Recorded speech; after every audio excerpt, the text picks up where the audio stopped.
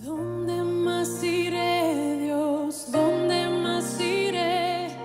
Tienes palabras de vida eterna. ¿Dónde más iré, Dios? ¿Dónde más iré? Tienes palabras de vida eterna. ¿Dónde más iré, Dios? ¿Dónde más iré? Tienes palabras de vida eterna. ¿Dónde más iré, Dios? ¿Dónde más iré? Tienes palabras de vida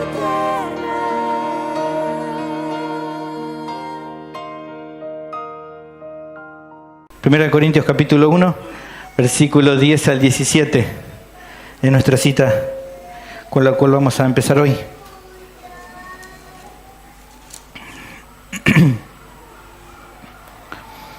Dice la palabra del Señor, si me acompaña con la lectura, dice: Os ruego pues, hermanos, por el nombre de nuestro Señor Jesucristo, que habléis todos una misma cosa y que no haya entre vosotros divisiones, sino que estéis perfectamente unidos en una misma mente y en un mismo parecer. Porque he sido informado acerca de vosotros, hermanos míos, por los de Cloé, que hay entre vosotros contiendas. Quiero decir que cada uno de vosotros dice: yo soy de Pablo, yo soy de Apolos, y yo de Cefas, y yo de Cristo. ¿Acaso está dividido Cristo? ¿Fue crucificado Pablo por vosotros? ¿O fuiste bautizados en el nombre de Pablo? Doy gracias a Dios de que a ninguno de vosotros he bautizado, sino a Crispo y a Gallo, para que ninguno diga que fuiste bautizado en mi nombre. También bauticé a la familia de Estéfanas. De los demás, no sé si he bautizado a algún otro. Pues no me envió Cristo a bautizar, sino a predicar el Evangelio, no con sabiduría de palabras, para que no se haga vana la cruz de Cristo. El título de nuestro sermón de hoy es una parte que tenemos ahí en el versículo 13. ¿Acaso está dividido Cristo? Al comenzar la exposición de hoy, vamos a empezar a sumergirnos en el cuerpo principal, en el desarrollo de la carta, de la epístola. Vamos a ir encontrando los motivos de por qué Pablo les escribe. Un poquito se acuerdan que al comienzo hablamos, en la introducción, en el primer sermón, di un poco los motivos, pero bueno, ahora vamos a empezar a verlo ya versículo a versículo. Había serios problemas en los Corintios, ahí en la iglesia, algunos de los cuales ya ni siquiera había quedado internamente, sino que ya era comentado en la ciudad. Había bastantes problemas. Pero vemos que el primer problema que va a ser atacado, justamente, va a atacar muchos problemas Pablo. Hay muchas cosas de las cuales los va a tener que corregir. Pero el primero que él va a atacar es justamente las divisiones entre los hermanos. Seguramente nos llama la atención que sea el primer problema que intenta solucionar. O sea, vamos a ver que hay problemas muy serios, pero es realmente llamativo que el primero que quiere atender es el problema de las divisiones. El Señor dijo una vez, ¿no?, en otro contexto: una casa dividida contra sí misma cae. El apóstol puede notar que si no trataba a fondo con dicha situación, con la situación de las divisiones, la iglesia en Corinto tenía los días contados como tal. La iglesia de Corintio, tal como se conocía en ese momento, si Pablo no atacaba ahí fuertemente esa división, y tenía los días contados a cómo estaba formada. La apelación que va a utilizar llevará a que reflexionemos cómo vemos a nuestro Señor Jesucristo, cómo lo observamos. No va a buscar Pablo persuadirlos con palabras infladas o usando argumentos basados en la elocuencia que él podía poseer, sino que los va a llevar a considerar a Cristo. Él podría haber utilizado algunos argumentos, creo que con la capacidad que tenía Pablo los podía llenar de argumentos, pero no es la idea de él. Él no va a argumentar y los va a hacer encaminar por medio de utilizar palabras muy difíciles, sino que los va a llevar a Cristo para poder empezar a corregir esto. La sección que comenzaremos hoy es la más extensa de toda la epístola, o sea, no es una serie de sermones, pero sí van temas bastante encadenados y relacionados entre sí. De acá hasta el capítulo 4, habla Pablo todo el tiempo del parecido, va todo llevando una cadencia, ¿está bien? Va llevando toda una relación los temas. No es una serie de sermones, vamos a ver seguramente sermones que vayan tocando versículo a versículo, pero hay todo un tema que él va desarrollando en toda esta parte. Y en esta sección entonces procura mostrar a los creyentes la importancia de la cruz de Cristo como contenido principal del mensaje del Evangelio, para así no desviarnos en pos de seguir nuestros propios caminos. Hay varias situaciones que a los corintios los derivaba a intentar seguir su propia forma de pensar, y entonces Pablo va a mostrarles que la cruz y que el mensaje del Evangelio es la forma en la cual los quiere mantener bien enfocados. El tema introductorio de la sección que comienza hoy es la siguiente: la palabra de Dios nos exhorta a la unidad y a evitar las divisiones, considerando lo que Cristo es y lo que nos llamó a ser. Vuelvo a repetirte para que entiendas, este es el tema principal de estos versículos. La palabra de Dios nos exhorta a la unidad y a evitar las divisiones, considerando lo que Cristo es y lo que nos llamó a ser. ¿Qué es lo que dice al respecto? Bueno, da 4 principios para que consideremos. Son 4 los principios que vamos a ver hoy respecto a este tema. El primer principio que encontramos lo tenemos en el versículo 10. La palabra de Dios nos exhorta a estar unidos. Este es el primero de los principios. ¿Me van siguiendo? ¿Estamos bien? Bien. No tenga temor del calor, recién empieza el verano. Síganme con la lectura. El apóstol comienza con un verbo ahí en el versículo 10. ¿Qué dice? Os ruego. Os ruego. La duda que se nos presenta inicialmente es, si el tema a resolver es tan delicado, ¿no? Estamos diciendo de que parece que es el más delicado, por eso lo encara de comienzo. Si es lo primero que lo llama la atención, ¿por qué les ruega y no apela de una forma más dura? O sea, ¿por qué en vez de decir os ruego no le dice les mando a que hagan esto? ¿Por qué no dice les ordeno que hagan esto? No utiliza como un imperativo, como una forma dura, sino le dice les ruego, los exhorto. No le dice les mando, no le dice mañana empiecen a hacer esto, le dice les ruego. La clave de la respuesta por qué dice ruego está en el contexto de la epístola. Como veremos en todo lo que va a seguir después, la situación que él está intentando corregir, en este caso lo involucra justamente a Pablo en parte. ¿Está bien? En parte la situación que está pasando acá, que la que Pablo está corrigiendo, lo involucra a él. Y él no está queriendo obligarlos para decir, bueno, ustedes hagan algo y respondan de esta manera porque de esa manera me favorece a mí. No es lo que intenta hacer, no quiere fallar a favor de él, que los hermanos digan, bueno, vamos a hacerlo y entonces de esa manera yo saco crédito. No buscaba eso. Por eso utiliza esta idea de rogar. Él quiere que vean que lo que están haciendo estaba mal y por eso tenían que deponer esta actitud. La realidad es que él quería que cambiara la actitud no era porque él buscaba un favor para él personal, sino porque sabían de que eso lo iba a llevar a un mal camino, lo iba a llevar a un gran problema. Y para reforzar esa idea vemos que la exhortación se hace más solemne al presentarla. Dice, os ruego, como dice el texto, por el nombre de nuestro Señor Jesucristo. Un corazón humilde llama a las personas a considerar no lo que más le conviene a él mismo. Él no está diciendo, les mando esto porque yo soy el apóstol, porque yo formé la iglesia ahí, soy el que la plantó, sino le está diciendo en el nombre de Cristo. Un corazón humilde llama a las personas a considerar no lo que más le conviene a él mismo, sino a que considere que todo lo que hacemos es para la gloria de Cristo y en gratitud a Él. Él dice, es en el nombre de Jesucristo porque esto que van a hacer, esto que les voy a pedir que cambien, va a traer gloria a Cristo. Esto que le estoy pidiendo que hagan es en virtud de lo que Él hizo por ustedes. Por eso le dice el nombre de Jesucristo, considerando que lo hacen para Él y considerando que es para su gloria. Entonces por eso Él utiliza esta idea de ruego. Los ruego por el nombre de nuestro Señor Jesucristo. ¿Qué es lo que les ruega? Bueno, luego de decir entonces que es un ruego y luego de decir en nombre de Jesucristo, le da el contenido de la exhortación, la cual está dividida en 3 partes. Este ruego, esta exhortación, si vos ves conmigo el versículo 10, estás ahí mirando el versículo 10, fíjate que si vos querés analizar, y esto es para también estudiar en su casa, fíjense que para analizarlo acá, fíjate que tenés cada una de las partes comenzando con la palabra que hablen todos una misma cosa, que no haya entre vosotros divisiones, que estéis perfectamente unidos. ¿Ven? ¿Me entienden lo que les digo? Hay un ruego y el ruego está dividido en 3 partes. Pablo ahí nos da una clave para que podamos entenderlo fácil.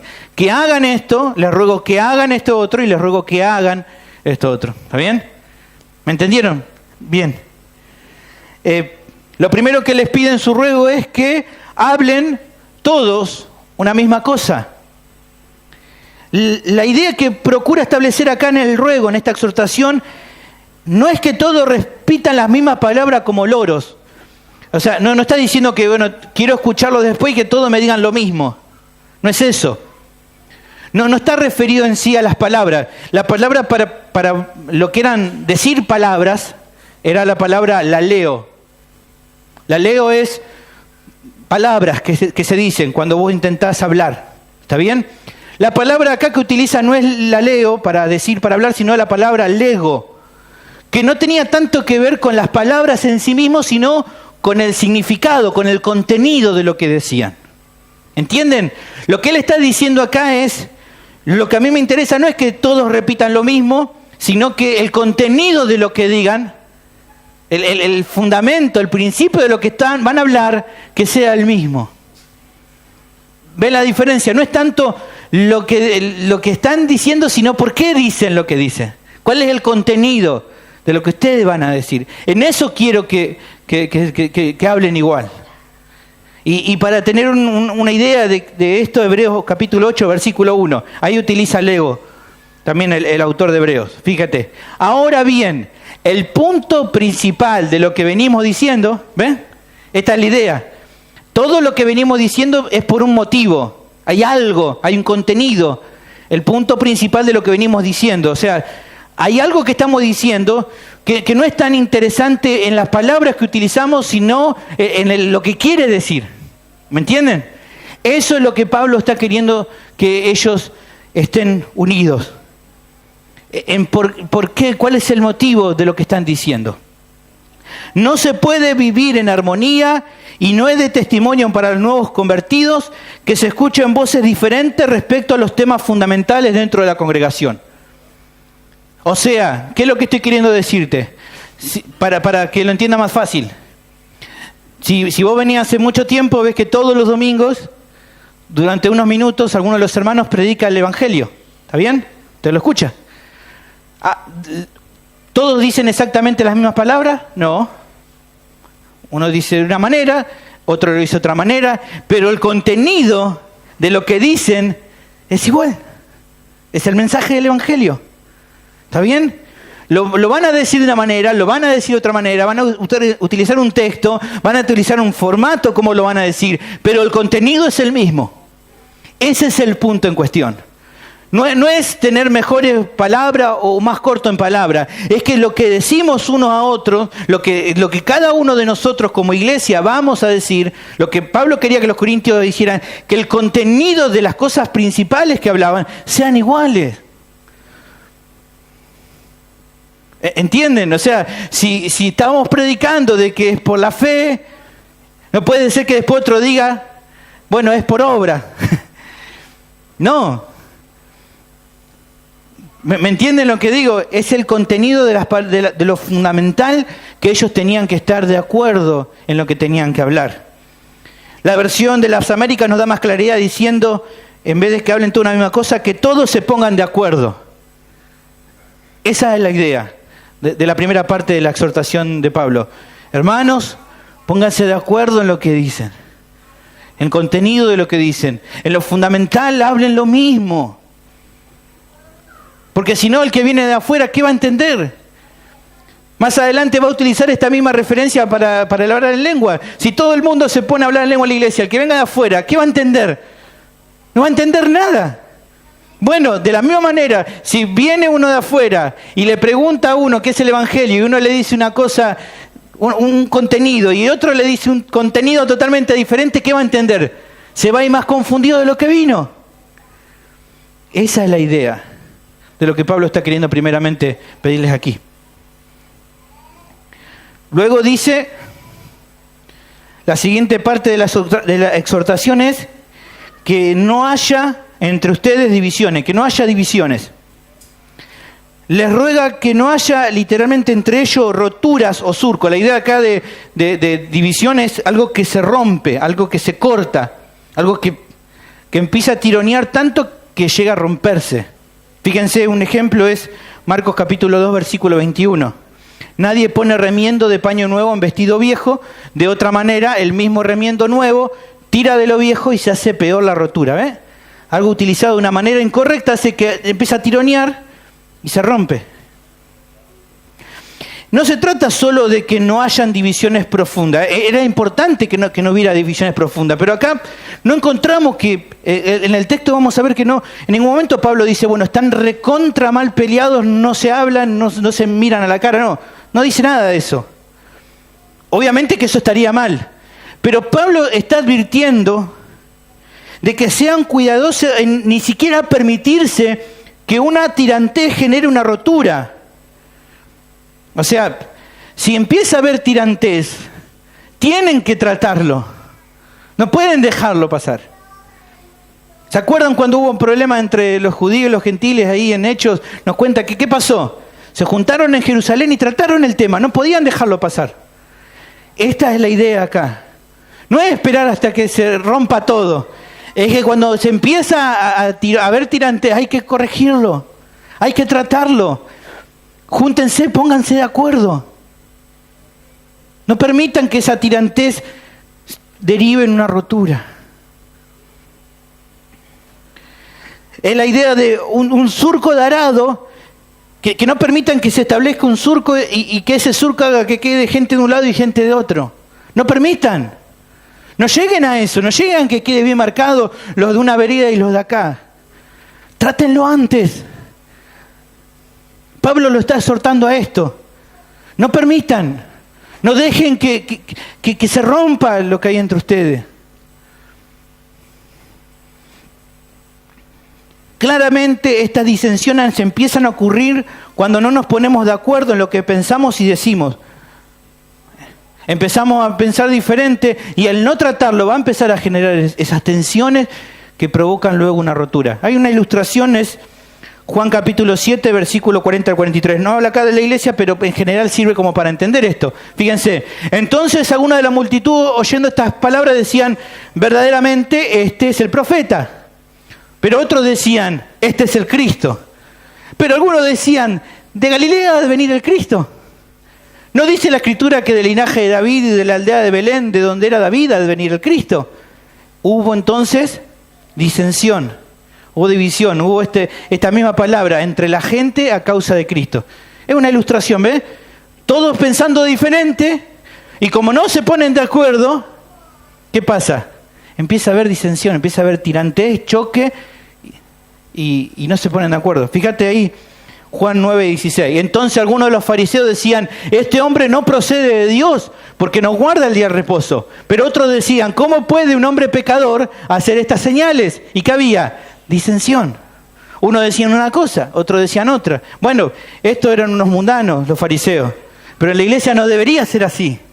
La iglesia puede haber momentos en los cuales uno piensa una cosa y otra, pero ¿qué tenemos que hacer? Tenemos que ir a la Escritura y ponernos de acuerdo. Y velar por la unidad.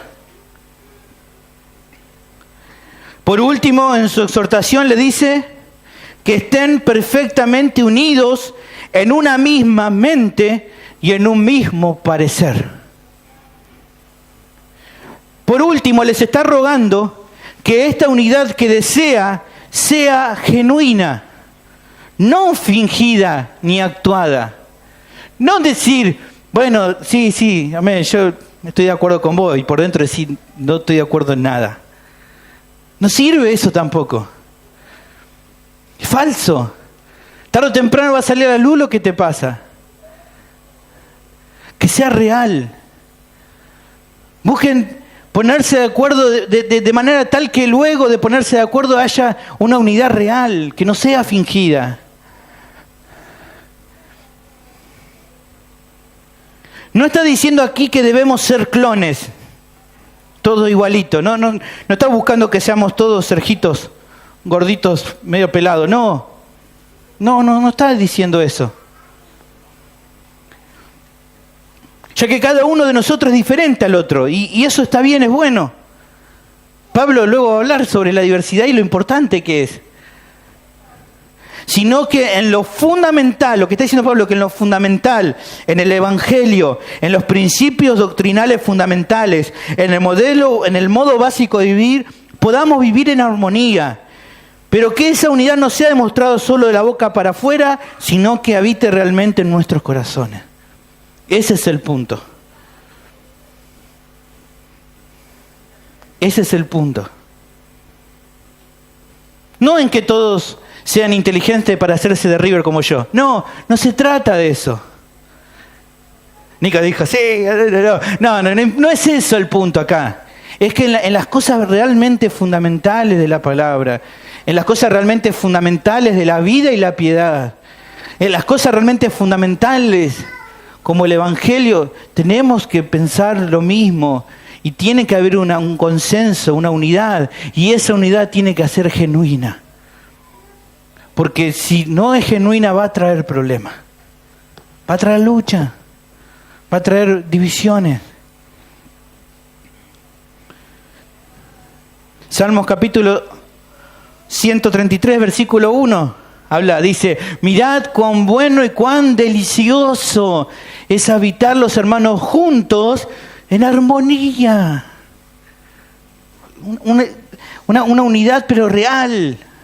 Fíjense otro texto, Hechos capítulo 4, versículo 32. Y la multitud de los que habían creído eran de un corazón y un alma. ¿Ven? No es simplemente de palabra. En su corazón había una unidad, una estima por el otro. Ninguno decía ser suyo propio nada de lo que poseía, sino que tenían todas las cosas en común. Había un estilo de vida que compartían. No estilo de vida en que todos tenían un auto o ninguno tenía un auto o todos se peinaban para un lado, otros se peinaban para otro. No, un estilo de vida en la humildad, en la forma de vivir a Cristo en sus vidas. En eso realmente lo compartían. Deseaban estar juntos. No había nada más precioso que estar con los hermanos. ¿Por qué? Porque con quién más que con ellos me siento realmente que puedo ser quien soy. Que no tengo que actuar, que puedo sentirme en comunión con ellos. Segunda de Corintios capítulo 13, versículo 11 dice, por lo demás, hermanos, tened gozo, perfeccionaos, consolaos, sed de un mismo sentir, y si pasa eso, vivid en paz. Y como fruto que trae, el Dios de paz y de amor va a estar con ustedes. Romanos capítulo 15, versículos 5 y 6. Pero el Dios de la paciencia y de la consolación os dé entre vosotros un mismo sentir. O sea que ¿dónde empieza la unidad? ¿En lo que digo o en lo que me pasa adentro? Primeramente una unidad espiritual. Y esa unidad espiritual va a producir una unidad externa. Versículo 6. Para que unánimes, ¿qué produce? Otra cosa que produce la unidad. Unánimes a una voz, glorificáis al Dios y Padre de nuestro Señor Jesucristo. Un pueblo que no está unido de corazón no puede glorificar a Dios realmente. El último versículo, Romanos capítulo 16, versículo 17. Mas os ruego, hermanos, que os fijéis en los que causan división y tropiezo en contra de la doctrina que vosotros habéis aprendido y que os aparten de ello. Si hay personas que se les acercan intentando minar esa unidad entre ustedes, no le hagan caso. Si hay alguien que quiere causar entre ustedes divisiones, no se junten con esa gente. Son gente problemática. Manténganse unidos. Qué ruego, ¿no? Bastante completo el ruego de Pablo. Pero vamos a seguir. El siguiente principio que tenemos en el versículo 11 y 12 es: la palabra de Dios muestra que somos propensos a dividirnos. El siguiente principio: la palabra de Dios muestra que somos propensos a dividirnos. Es realmente significativa la exhortación que Pablo ha dado, ¿no? Viendo lo que se nos cuenta a continuación, entendemos que fue motivada por haber entrado en conocimiento de lo que estaba pasando en Corinto. El ruego, la exhortación que hace es porque Pablo sabía lo que estaba pasando en Corinto. Bueno, ¿qué es lo que había pasado? Los de Cloé, no sabemos con certeza quiénes eran, pero sí podemos determinar que Pablo consideraba que su testimonio era fiel. Le informaron a Pablo que existían contiendas entre los hermanos. Fíjense el versículo 11. He sido informado acerca de ustedes, hermanos míos, por los de Cloé, que hay entre ustedes contiendas. ¿Y cuál era el motivo de esas contiendas? Bueno, el apóstol dice que ellos mismos decían: yo soy de Pablo, otros decían: yo soy de Apolos, otros decían: yo soy de Cefas, o sea, yo soy de Pedro, y otros decían: yo soy de Cristo. Hay muchas diferentes conjeturas de cuál era el tema. ¿Qué era esto de que uno decía: yo soy de Pablo, yo de Apolo, yo de Pedro, yo de Cristo? La realidad es que no sabemos concretamente los detalles puntuales en qué consistía. He leído algunos comentaristas que empiezan a volar, ¿no? Porque no encontramos en el contexto luego cuál es puntualmente por qué decían: yo soy de Pablo, de Apolos, de Cefas y de Cristo. No lo sabemos. Podría decirle un montón de cosas, pero creo que quiero ajustarme al texto y no conjeturar. No sabemos concretamente los detalles de en qué consistían y qué pensaban estas facciones. Pero sí podemos ver a la luz de lo que está diciendo acá, podemos asumir, sí, que estas diferencias, que estas divisiones, que estas disensiones, que estas contiendas eran notorias. Que eran notorias. ¿Por qué podemos decir que eran notorias? Porque los de Cloé ya lo sabían y se lo fueron a contar a Pablo. O sea que ya en el ambiente de la iglesia ya se había ocurrido esto. Entendemos que los de Cloé no eran parte del grupo porque ellos hablaron de una manera objetiva de lo que estaba pasando. ¿Está bien? Entonces sabemos de que ya era comentario, era vox populi ya dentro de la iglesia lo que estaba pasando. No era algo que quedaba ahí entre mensajito de texto y WhatsApp. Ya había circulado en toda la iglesia y entonces todos sabían que lo que estaba pasando. Entonces era notoria. También entendemos que habían generado división entre los hermanos. Esto también el texto nos dice. Unos decían: yo soy de Pablo. Otros decían: yo soy de Pedro. Otros decían: yo soy de Apolos. Y otros decían: yo soy de Cristo.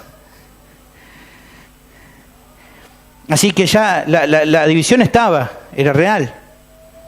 ¿Y qué más? Y por lo que vemos en nuestro texto, no era el deseo ni de Pablo, ni la voluntad de Dios tampoco era que continuara esa división.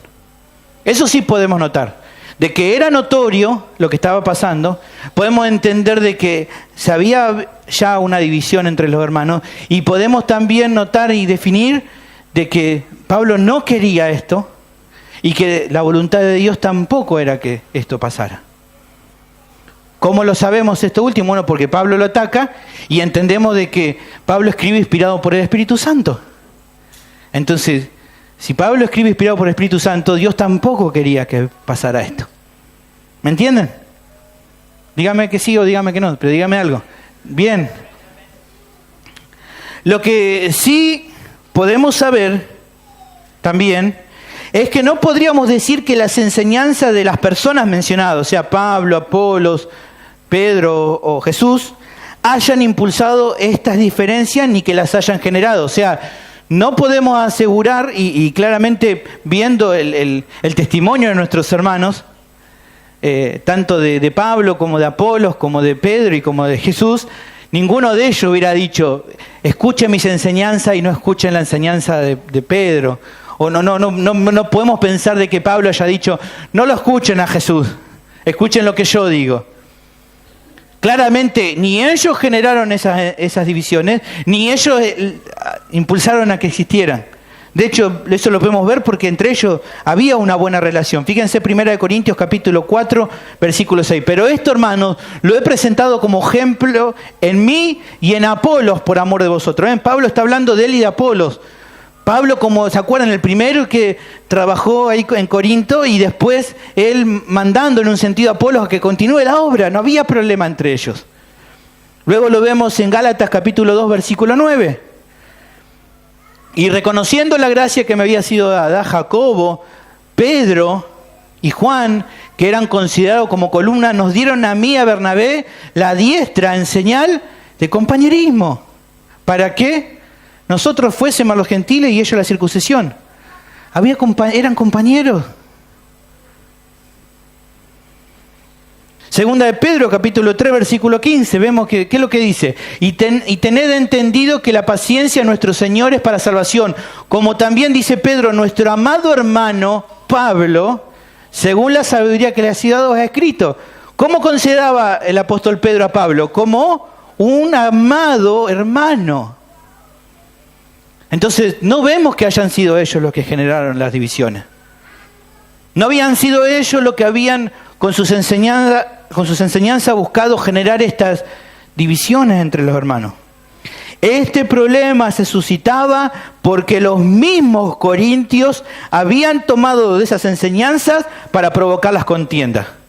No era que Pablo, Apolos, Pedro, Jesús habían enseñado sobre las divisiones. Ellos, los corintios, agarraron las enseñanzas de estos hombres de Dios, la empezaron a tomar de una manera que ellos querían, la cambiaron y por medio de eso empezaron a generarse divisiones. Ese era el problema. El problema no pasa por las circunstancias exteriores, o sea, no es un problema de buena o mala enseñanza. Consideramos claramente que acá hay una buena enseñanza. Eran los primeros hombres de Dios, era Jesús, enseñanza de Jesús, enseñanza de Pablo, de Pedro, de Apolo, una muy buena enseñanza. Entonces la culpa no era de ellos, eran de los corazones malos, de las actitudes carnales de los corintios que utilizando una buena enseñanza generaron división entre ellos.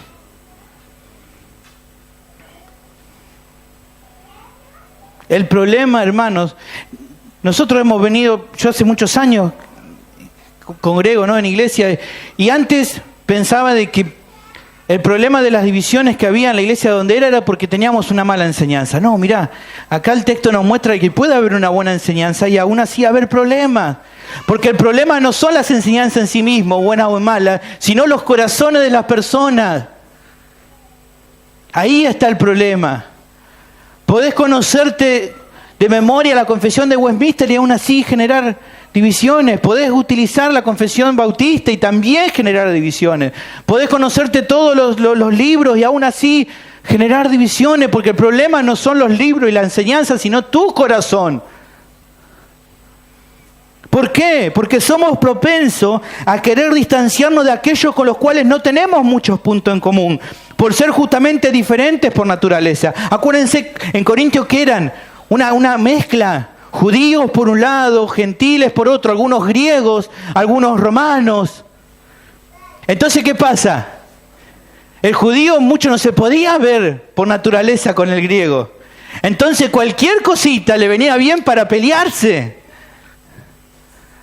Claro.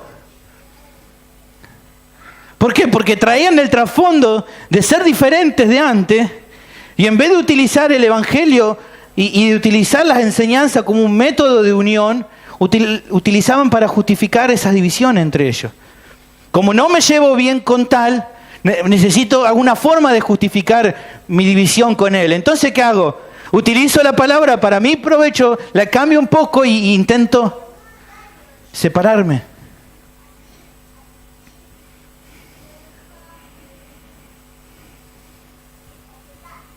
¿Por qué? Porque, claro, necesitamos de alguna manera justificar nuestra mala actitud, nuestra inmadurez. fue una amenaza real para una congregación con hermanos tan diferentes como los corintios, como lo es para nosotros, hermanos. No hace falta que les diga, todos ustedes, la gran mayoría, son diferentes el uno del otro. Son diferentes. Y nuestra cultura está bien segregada. Segregada socialmente, segregada económicamente, segregada culturalmente, geográficamente. A ver si me siguen. Levanten mano, ¿cuántos son de Capital Federal? Bien. ¿Cuántos son de La Matanza? ¿Cuántos no son ni de La Matanza ni de Capital Federal? ¿Ve? Tenemos de todo acá. Claro, de todo tenemos. De todo tenemos. Ustedes mismos se dan cuenta. Está el de la Capi y está el Rocho de La Matanza, claro. Están todos. Claro que va a haber de diferencia. Por eso tengo que tener cuidado, hermano, de no utilizar una enseñanza para intentar justificar mi deseo de no juntarme con tal o cual. Uno me mira como diciendo, ¿puede ser? ¡Claro que sí! ¡Claro que sí! Si no, no entendés cómo funciona tu corazón. Si no, no entendés cómo funciona. Hermano, todo el tiempo estamos con esta lucha. Claro que sí. Los corintios lo tenían y también lo vamos a tener nosotros si no nos cuidamos. Si no nos mantenemos unidos, es muy probable que en algún momento utilicemos alguna de las enseñanzas para intentar separarnos de nuestros hermanos. Pero no por la enseñanza en sí mismo, porque en realidad yo quería separarme de él y buscaba una excusa para hacerlo.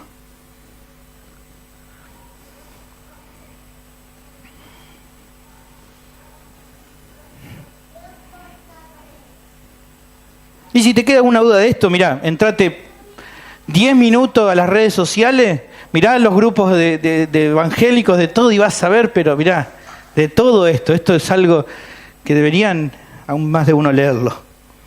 El tercer principio, la palabra de Dios nos confronta a considerar lo que Jesucristo es. Versículo 13, aquí está el punto neurálgico de lo que venimos hablando.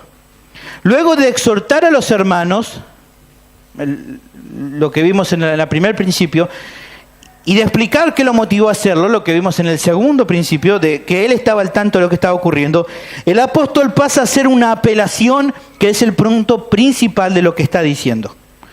A través de una pregunta retórica, ya le dije, es una pregunta que tiene claramente una respuesta. Quiere llamar a los corintios a una profunda reflexión y que consideraran la necedad, de su actitud. Él le ha dicho, lo ha exhortado, él le ha dicho que él sabía lo que estaba pasando y ahora va a apelar a que cambien eso. Va a argumentar y va a decirle, ustedes tienen que cambiar eso. ¿Y qué utiliza? Una sola pregunta hace. Una sola pregunta. Yo creo que con esta pregunta ya lo deja, cuando los corintios lo leyeron, dijeron, ya está, ¿qué vamos a hacer? ¿Qué le vamos a responder? ¿Cuál es la pregunta? ¿Qué dice el versículo 13? ¿Acaso Cristo está dividido? ¿Acaso está dividido Cristo? Fíjate, esta es la pregunta de la apelación, el punto que él está diciendo. Ustedes dicen, yo soy de Pablo, yo soy de Jesús, yo soy de Pedro, yo soy de Apolo. Mi pregunta es, le dice, ¿acaso Cristo está dividido? ¿Es Jesús una persona que puede ser fraccionada en pedazos para que cada uno de los corintios pueda tomar la parte que más le guste de él?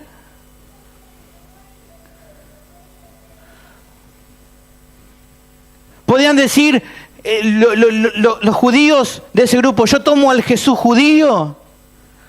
Podían decir los gentiles, yo tomo al Jesús que le hablaba a los gentiles.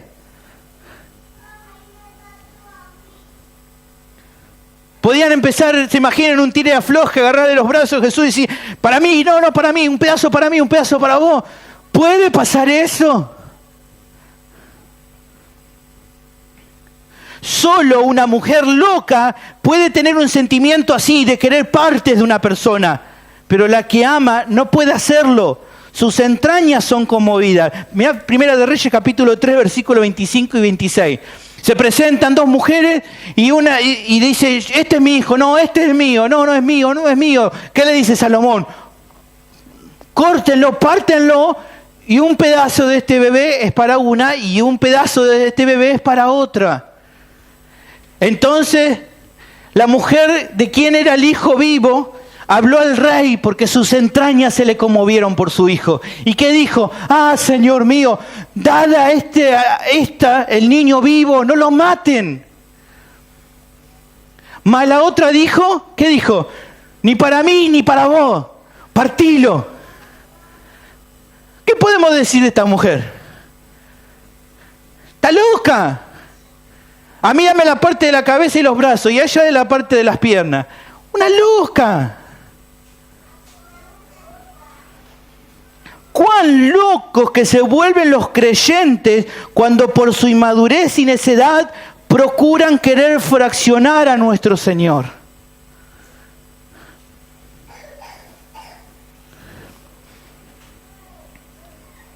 Están locos. Están locos. Están locos pensar de que tienen una exclusividad con Jesús o que tal vez tienen la mejor parte de Él. Fue el mismo Jesús que al orar por sus discípulos rogaba al Padre para que ellos sean uno, así como nosotros somos uno.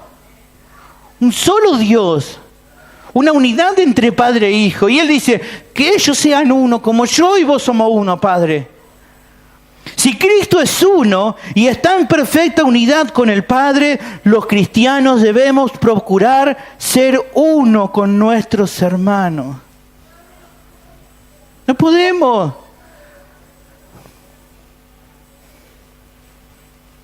No podemos.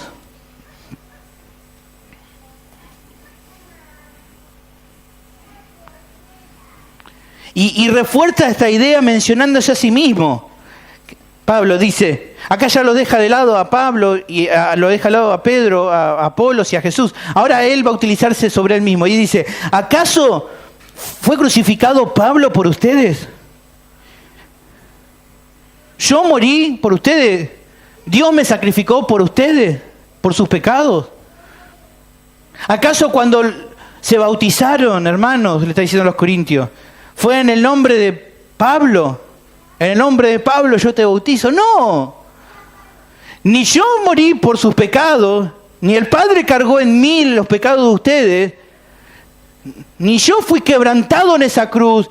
El Padre que no me quebró a mí por ustedes, no me llevó a esa cruz y no recibí los latigazos y la corona de espinas y mi sangre no fue derramada por ustedes. ¿De quién fue esa sangre? De Cristo.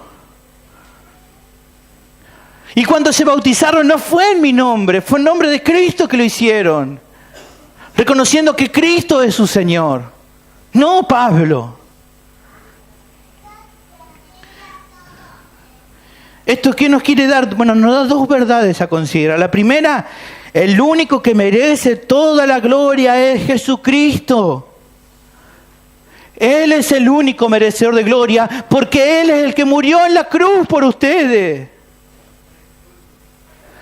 Porque cuando se bautizaron, dijeron que Él era su Señor. No Pablo, no Pedro, no Apolos. Cristo es el Señor. Pablo, Apolos, Pedro fueron maestros prominentes en su tiempo, apóstoles, pero no merecían ninguna alabanza, ni mucho menos que los corintios se encolumnaran tras ellos. Ellos solo eran siervos, pequeños hombres en manos de un Dios todopoderoso, el cual Él sí merece toda la honra y la alabanza. Y Pablo tenía bien en claro esto. Mirá la actitud de Pablo en Hechos capítulo 14. Él hace un milagro, Dios lo usa y y hay un milagro ocurre. Entonces la gente, visto lo que Pablo había hecho, alzó la voz diciendo en lengua licaónica: dioses bajo la semejanza de hombre han descendido a nosotros. Y a Bernabé llamaron Júpiter y a Pablo Mercurio, porque este era el que llevaba la palabra. Los trataron como dioses. Y el sacerdote de Júpiter, cuyo templo estaba frente a la ciudad, trajo toros y guirnaldas delante de las puertas, y juntamente con la muchedumbre querían ofrecer sacrificios para honrar ¿a quién? A Pablo y a Bernabé. ¿Y qué hacen ellos? Bueno, gracias por el reconocimiento. Gracias por bendecir al siervo de Dios. ¿No? ¿Qué hacen? Cuando lo oyeron los apóstoles, Bernabé y Pablo, ¿qué dicen? Rasgaron sus ropas y se lanzaron entre la multitud dando voces. ¿Qué dice luego? Bueno, se quedó ahí, no importa. Vemos acá.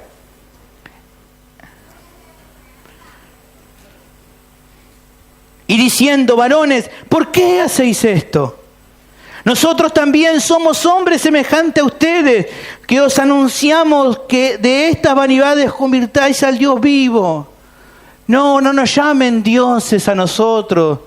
No nos llamen dioses junior. No somos nada nosotros de eso. Somos hombres como ustedes. Somos hombres.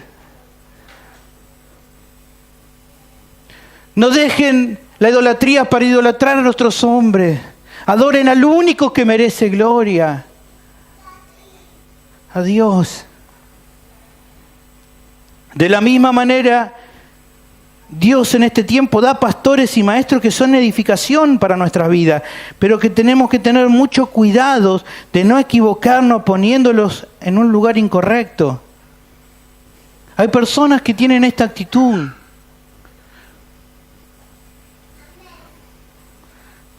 Hay personas que tienen esta actitud, que enseguida empiezan como a endiosar a sus pastores.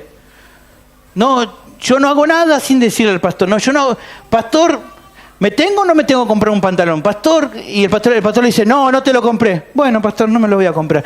¿Por qué no? Si te hace falta comprarlo. Pero sí vamos levantando a hombre y lo ponemos casi a la altura de Dios. No, yo hago esto porque lo dijo tal o lo dijo el otro, porque lo dijo acá, lo dijo allá. Y son maestros, pueden fallar. Solamente la Escritura es perfecta. Y tenemos que tener cuidado.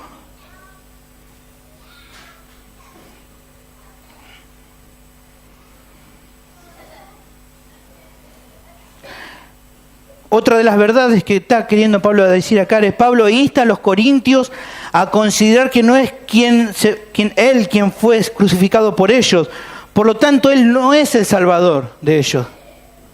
Yo no soy su salvador, le está diciendo Pablo. Ni fueron bautizados en el nombre de él, por lo que él no es su Señor. Ni yo soy su salvador, ni yo soy su Señor. Entonces no me pongan en un lugar que no me corresponde. No lo hagan. El apóstol no tiene ningún deseo de ser visto en ese lugar. Pareciera que él estuviera tomando la misma actitud que Juan el Bautista. Es necesario que Cristo crezca y que yo mengüe. No quiero que me consideren su Salvador, porque no lo soy. ¿Cuántas veces, hermanos, luchamos con buscar la prominencia, con el ser reconocido, el ser alabados, cuando en realidad el modelo perfecto fue nuestro Señor, que se despojó de su privilegio para tomar forma de siervo? Muchas veces luchamos. Nuestro corazón está el hecho de que no voy a hacer más nada porque nadie me reconoce lo que hago. En todas las áreas, aquí en la iglesia, afuera. No voy a hacer más nada porque mi esposo no me reconoce, mi familia no me reconoce, la iglesia no me reconoce, los pastores no me reconocen. ¿Pero para quién servías vos? ¿Para el reconocimiento de los demás o de Cristo? ¿O porque por gratitud a lo que Él hizo por vos? ¿Qué buscas? ¿La alabanza de las personas o de Dios?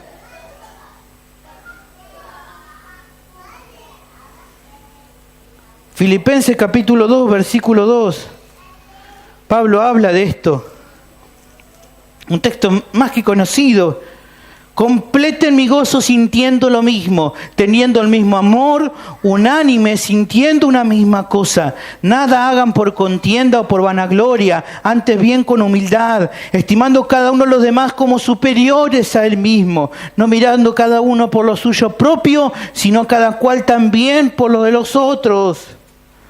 Haya pues en vosotros este sentir que hubo también en Cristo Jesús, el cual siendo en forma de Dios, no estimó el ser igual a Dios como cosa que aferrarse, sino que se despojó a sí mismo, tomando forma de siervo, hecho semejante a los hombres, y estando en la condición de hombre, se humilló. Se humilló, pareciera que nos olvidamos de esto. Haciéndose obediencia hasta la muerte y muerte de cruz, por lo cual Dios también le exaltó hasta lo sumo y le dio un nombre que es sobre todo nombre. Él no dejó de ser Dios. Esto es lo más precioso. Que Él toma la condición de siervo, se humilla siendo Dios. No perdió ninguno de sus atributos. Siguió siendo 100% Dios mientras estaba en ese cuerpo de hombre. Mientras Él se cansaba y mientras Él podía pasar tantas situaciones, aún así siguió siendo Dios y se humilló. ¿Cuánto más nosotros, hermanos? Para terminar respecto a este principio, escúcheme. Estoy convencido que las diferentes denominaciones, Pueblo de Dios, Iglesia Bautista, Presbiteriana, lo que sea, son útiles para que cada iglesia local pueda tener un correcto orden y funcionamiento. No estoy en contra de las denominaciones. Logrando unificar criterio y doctrina, las iglesias necesitan tener un orden, una confesión doctrinal, una declaración doctrinal. Necesitan tener algo estipulado porque si no, no pueden trabajar. Entonces estoy de acuerdo con eso. Pero pensar que por pertenecer a una denominación o nombre es un motivo para separarme totalmente del resto de las iglesias o rechazar a mis hermanos sería como considerar que tuvimos diferentes salvadores. Sería como decir que está el Dios de los bautistas, el Dios de los presbiterianos, el Dios de los hermanos libres. Soy el mismo Dios, es el mismo Salvador.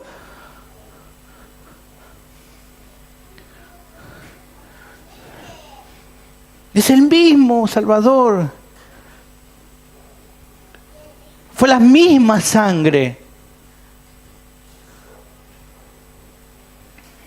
Solo hay un Salvador y un Señor de toda la iglesia. Va a haber uno solo. No sé, algunos se imaginarán de que el cielo va a haber diferentes puertitas. Esta es la de los bautistas reformados, esto es la de los presbiterianos, por acá van a venir los metodistas. Van a entrar todos por el mismo lugar. Es un solo cielo. Es un solo lugar. Un solo Salvador.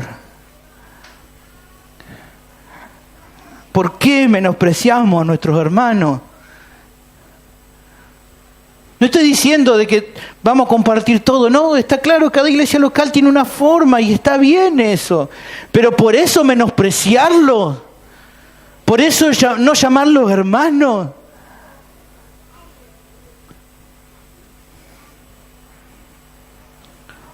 Por lo que todos los salvados pertenecemos de una manera general a una misma. Va a sonar raro esto. Tal vez algunos me entiendan, algunos no.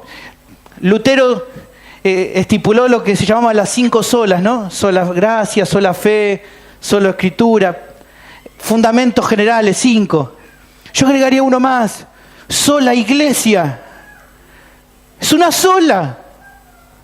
Así como es una sola nuestra fe, Así como hay un solo Dios al cual honramos, al cual le damos la gloria, así como hay una sola palabra de Dios para nosotros, hay una sola iglesia. Esta verdad también nos atañe como hermanos de la congregación. No somos pequeños grupos, pequeñas iglesias dentro de una iglesia local, somos una misma iglesia. Estamos juntos no porque seamos afines o porque compartamos los mismos proyectos o intereses. Aunque en parte esto es cierto, es bueno estar unidos en proyectar juntos. Fundamentalmente estamos unidos porque tenemos un mismo Señor y Salvador. Por eso estamos juntos.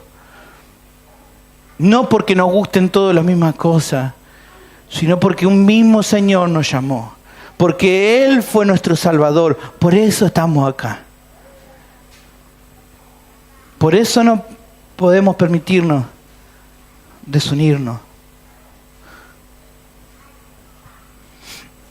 El último principio, para terminar, la palabra de Dios nos anima a enfocarnos en lo que Jesucristo nos mandó a priorizar. El último de los principios, la palabra de Dios nos anima a enfocarnos en lo que Jesucristo nos mandó a priorizar. En vista de lo que está expresando, el apóstol finaliza mostrando las prioridades correctas en su ministerio. Luego de enfatizar que los corintios no han sido bautizados en nombre suyo, recuerda que de los miembros de la iglesia solo ha bautizado unos pocos. Fíjense que él dice ahí en el versículo 14. Doy gracias a Dios que a ninguno de ustedes bauticé, solamente a Crispo y a Gallo. Más adelante dice, para que ninguno diga que fueron bautizados en mi nombre. Versículo 16. También bauticé a la familia de Estefanas, de los demás no sé si he bautizado uno más. O sea, de toda la iglesia, contados con los dedos de la mano a quienes bauticé.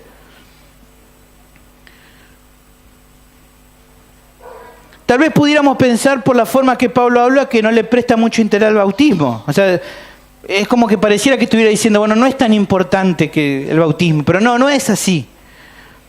Ni está en contra del bautismo Pablo. De hecho, si así pensara, él no aclararía que él efectivamente bautizó a algunos hermanos. Él no está diciendo que está en contra del bautismo, porque de hecho él está diciendo ahí, yo bauticé a algunos de ustedes. Ya no estoy en contra del bautismo. Ni tampoco le resta importancia al mandato bíblico dado por el Señor y enseñado por los apóstoles. El Señor nos mandó que se bautice y los apóstoles hablaban de esto. Lo que él busca por un lado es demostrar que no buscaba de ninguna manera que las personas se identificaran con él. Él está queriendo prevenir ¿qué cosa con esto? ¿Por qué está diciendo yo no bauticé a muchos de ustedes? Porque ¿qué podía pasar? Que se formaron dentro de la iglesia el grupo de los bautizados por Pablo. ¿Entienden? Claro, porque si él bautizaba mucho, él tenía este temor. No quiero que digan, nosotros somos los que Pablo nos bautizó. No quería saber nada con eso. No porque no consideraba el bautismo, sino porque no quería tener nada que ver con este tipo de divisiones. Él buscaba llevar a las personas a Cristo.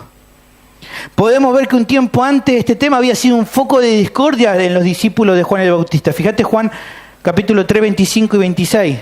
Entonces hubo discusión entre los discípulos de Juan y los judíos acerca de la purificación. Y vinieron a Juan y le dijeron a Juan, sus discípulos, Juan el Bautista está hablando ahí, le dijeron, Rabí, mira que el que estaba contigo al otro lado del Jordán, Jesús, de quien tú diste testimonio, bautiza y todos vienen a él. ¿Qué le están diciendo acá los discípulos de Juan el Bautista?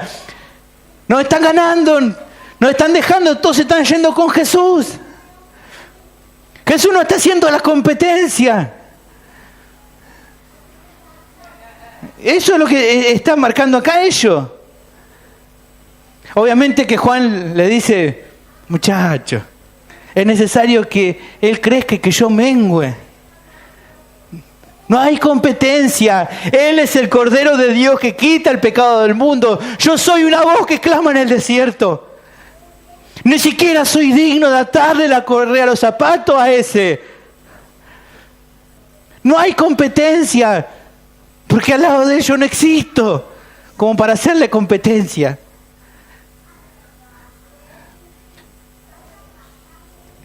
De hecho, en un momento le dice a dos que lo seguían, vayan con él, síganlo.